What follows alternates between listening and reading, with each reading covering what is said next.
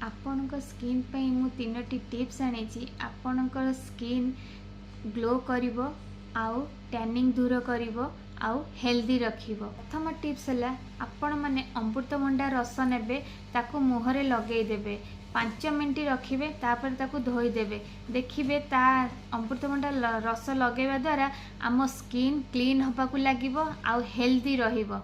Second tips है आपण माने 2 चामच दही नेबे आउ किछि हळदी मिसई देबे ताकू मुहरे भल कि मसाज करिकी लगेबे ताकू 5 मिनिट छाड़ी देबे तापरे मुह धोई देबे देखिबे आपणको स्किन सॉफ्ट आउ ब्राइट हेल्दी रहिबो। थर्ड नंबर है आपण माने 1 चामच कॉफी पाउडर नेबे आउ किछि चीनी मिसई देबे ताकू भल कि मिसई देबे तापरे स्किन रे स्क्रब करिकी मुहरे लगेबे आउ 5 मिनिट ताकू छाड़ी देबे तापरे मुह धोई देबे देखिबे आपणकर स्किन डीप क्लीन होबाकू लागिवो डेड स्किन दूर होबाकू लागिवो आउ आपणको स्किन हेल्दी रहिवो।